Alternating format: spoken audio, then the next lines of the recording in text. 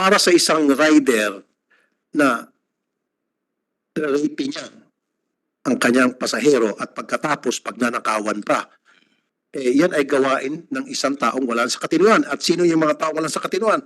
Most likely mga adik. Nag-attempt na mang-rape to.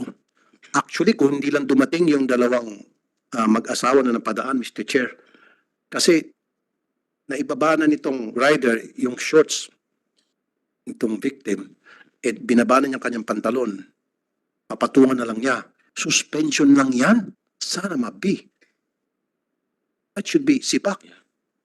Outright dismissal. Bakit suspension? So next time, pag may mga ganong grave offense, Yes. kailangan sibak.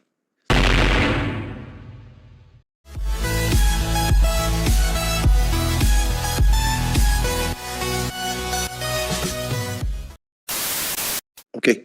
Andito ba yung angkas? Representative na angkas? Yes, Your Honor, Mr. Okay. Senator. Alam niyo na yung kaso na inilapit sa akin, ano? Yung isang rider ninyo, nag-attempt na i-rape yung kanyang pasahero at ninakawan pa. Yes po, Mr. Senator. We've been informed and are aware of Okay. that. And then, yung pong complainant nag-file ng blatter and then nag-reach out sa inyo, pinagtatago-taguan nyo hanggang sa pati kami, pinagtatago-taguan nyo.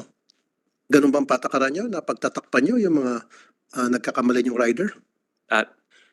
Your Honor, Mr. Chair, Mr. Senator, definitely po, hindi po ganito yung patakaran namin sa angkas. Pero, Mr. Senator, unahin ko na po, gusto ko pong, on behalf of the company, kami po ay humihingi ng paumanhin. Hindi lamang po sa, hindi pag-appear po, sir, doon po sa proper forum, dito po sa ating show, but also doon po sa delay na nangyari po. Na No, forget about my show. Opo. Forget about it. Yeah. Pumunta sa akin yung complainant as a last resort. Dahil nga hindi nyo pinapansin.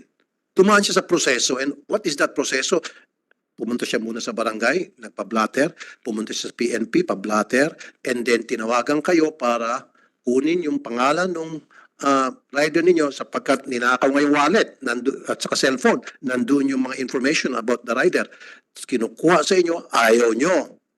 Pakinggan siya, ayaw niya mag-cooperate. Pinaikot-ikot siya. And then bumalik siya sa PNP. PNP, pinuntahan niya para PNP na mag-request sa inyo na ibigay yung information so that, kung sinong rider na, so that she can file a case against that person in court. Again, yung PNP, inareglo ninyo. Kasi sa halip na tulungan siya ng PNP, yung PNP nag-discourage pa sa kanya, huwag ka na mag-file kasi mahabang proseso yan, matatagalan pa. Bumalik sa barangay, inareglo niyo yung barangay kasi yung barangay kumampi sa inyo at sabi, huwag na ka na mag-file, iha. Mahabang proseso yan, makipag-areglo ka na lang. So, ang ginawa niya, lumapit sa akin. Okay? It's not a question whether my show is of the proper form or not. It's a question of you guys, dyan sa angkas, hindi kayo ang sumusunod sa proseso. Kayo ang pabaya sa inyong mga kliyente. Kasi kung sinunod yung tamang proseso na tumawag yung inyong kliyente, tumawag yung PNP, pinagbigyan nyo, hindi na sana nakarating sa akin. Now, pinabayaan niyo makarating sa akin. Dito tayo ngayon sa Senado. Tama po yun, Mr. Senator. No? Gaya po na sinabi ko kanina, hindi lamang po kami humihingi ng paumanhin sa inyo and of course to our honorable senators and members of government. Pero Senator, lalong-lalo na po doon po sa ating pasahero. Admittedly po, ang CAS prides itself with the service for passengers. Pero dito po, Mr. Senator, kami po ay nagpapakumbaba. Inabot po kami ng 7 to 8 days bago po namin na naiharap yung pong ating pasahero doon po sa ating biker. And that by any standards po is unacceptable. Mr. Senator, ako po ay nagpapakumbaba. Ako po ay humihingi ng tawad on behalf of our company. And of course, sir, rest assured po, meron din po kaming sulat para sa inyo. Nandito po yung steps that we did. At ang pinaka-importante po right now, Mr. Senator, kaya rin po kami sumusulat for the past week po sa ating team.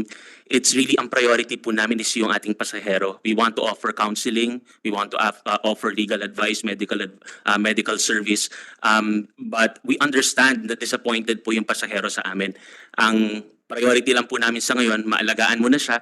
But rest assured po, Mr. Senator, we are not running out. We are taking accountability and responsibility for it. Ako po mismo ang humihingi ng dispensa po para po sa aming kumpanya. But rest assured po, sir, we will definitely lalong-lalo na po for grave incidents, criminal offenses, sexual assaults. Actually po, Mr. Senator, just yesterday, we created a separate hotline na po for criminal offenses, among other action items po. And even in the organization po, Mr. Senator, we are starting a campaign on gender sensitivity and handling cases po of this nature. To be honest po, Mr. Senator, Okay, sir, let me catch you up. Masyadong mahaba na sabi mo. Okay, pang-PR yung sinasabi mo. If I were you, replace some of your people.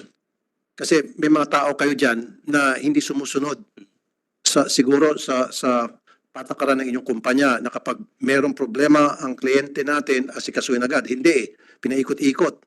So, if I were you, find out sino yung mga tao nyo dyan na hindi sumusunod dun sa sinasabing you should take care of your customer. Tanggalin mo yon o ipa-seminar. Now, my next question to you is, di ba, kasama sa patakaran ninyo na kapag yung isang tao ay nakainom, kasi Mr. Chair, inamin po nung complainant na nakainom siya. Pero kung pinagsabihan siya na bawal ang nakainom, hindi na siya magpipilit kasi meron naghatid sa kanya. Di ba may patakaran kayo na bawal sumakay o magsakay ng pasahero nakainom? Mr. Chair, Your Honor, tama po yun. We have that policy po na hindi po dapat. Is that being followed to the book, to the letter? Mr. Senator, masasabi ko po. Because I've heard a lot na hindi.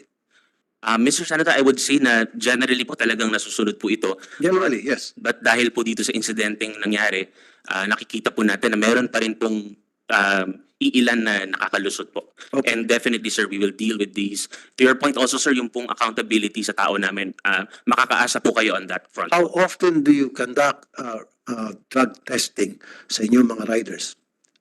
Meron po kaming annual, Mr. Senator. So, kasama po dun sa annual refresher po, dun sa kurso, meron po tayong motorcycle training and safety course. No, I'm not talking about training safety course. I'm talking about drug testing. Kasi Yes. para sa isang rider na rape niya ang kanyang pasahero at pagkatapos pagnanakawan pa, yan ay gawain ng isang taong wala sa katinuan. At sino yung mga taong wala sa katinuan? Most likely mga addict. So dapat meron kayong regular na check testing sa inyong mga riders. Hindi po annual. Kasi annual, alam ko na, Enero na ngayon, magda-drug test. Di ba, hindi mo nagagamit ng shabu para maging malinis. Dapat meron kayong regular drug testing. And then dapat doon sa mga pasahero, meron silang party do. I don't know if you're doing this in the US, they're doing it sa ibang mga companies na binibigyan ng ratings yung rider o yung driver. Do you have that kind of Yes po, Your Honor. And well noted din po, Mr. Senator, doon po sa random drug testing natin at intermittent periods po of the year. And chine-check nyo ba na on a regular basis kung itong mga rider ninyo ay marami ng mga ticket violations? Kasi kung marami, dapat tanggalin nyo na. Ibig sabihin, pasawa yun. Yes po, sir. We monitor po the status of every rider, violations po, even yung expiration po ng kanilang mga lisensya, sir, nasa aming dashboard po, sir. So we monitor the profile and the activity of the biker po. Okay.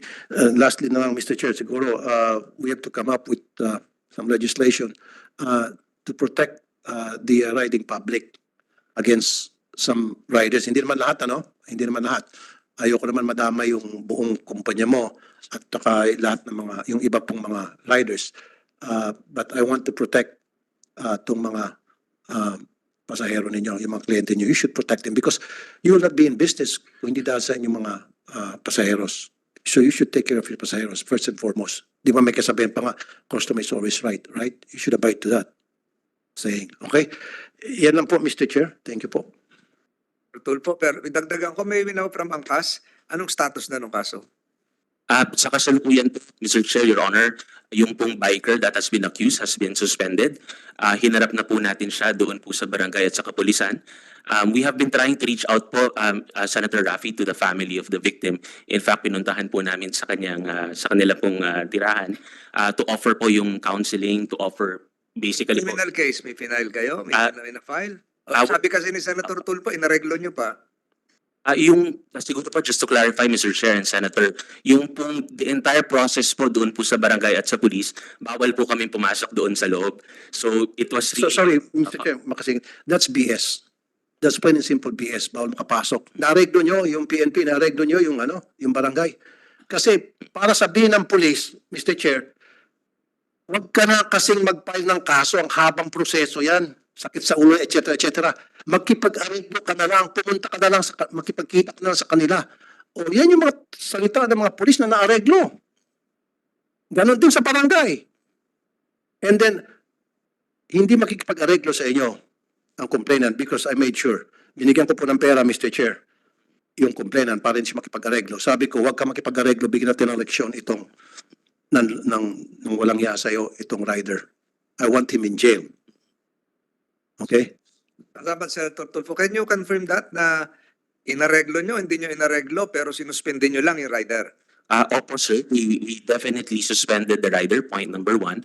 Doon po sa pag-areglo, Mr. Senator, to be honest po, yun, wala po talaga, hindi po namin kilala yung mga miyembro po ng kapulisan sa presinto ngayon, neither po yung barangay, and neither were we there po during the proceedings po, Mr. Senator, no?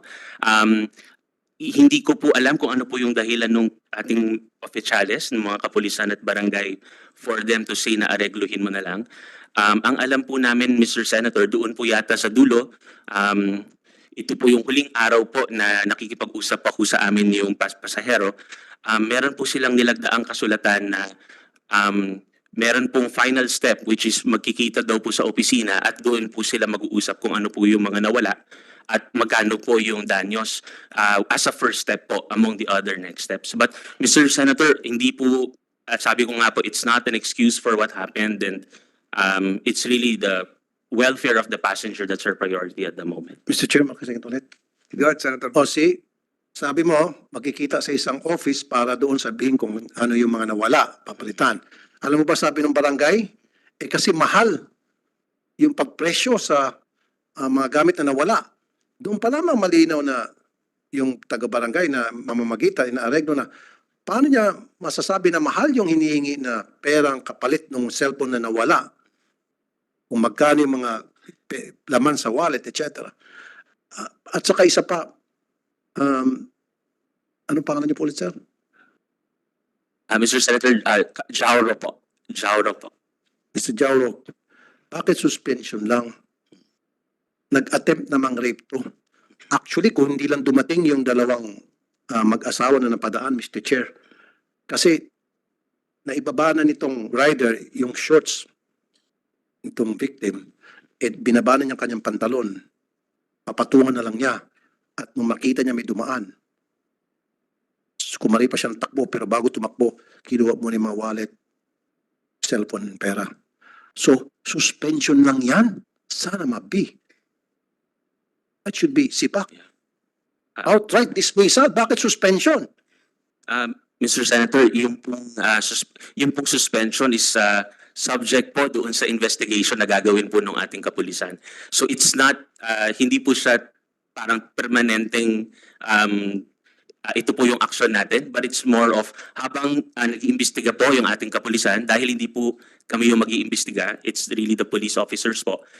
Pending po the findings, hindi po siya makakapasok sa aming app, pero after po ng findings ng kapulisan at meron po talagang probable cause, we definitely remove them po from the app, sir. Pero dapat para naman mabawas-bawasan yung sama ng loob ng biktima, sipakin nyo. Anong suspension pa? Anong hintay-hintay nyo pa yung proseso? Puro kayo proseso. Na yung proseso naman palpak, kaya lumapit ka sa akin.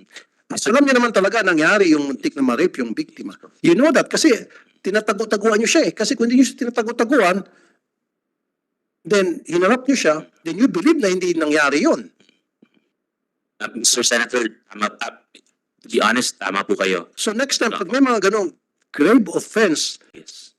kailangan sibak. Yes po. Ang Suspension. Nakaka-insulto po kasi yan, sir, yung suspension. tama Sa pista po, suspension lang. Tama po kayo dyan, Mr. Senator.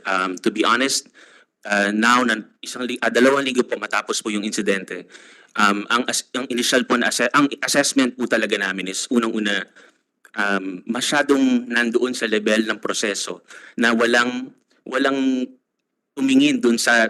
Alam mo, sir, pag kayo, against sa inyo, proseso. Pero kung in favor sa inyo, walang proseso. Di ba?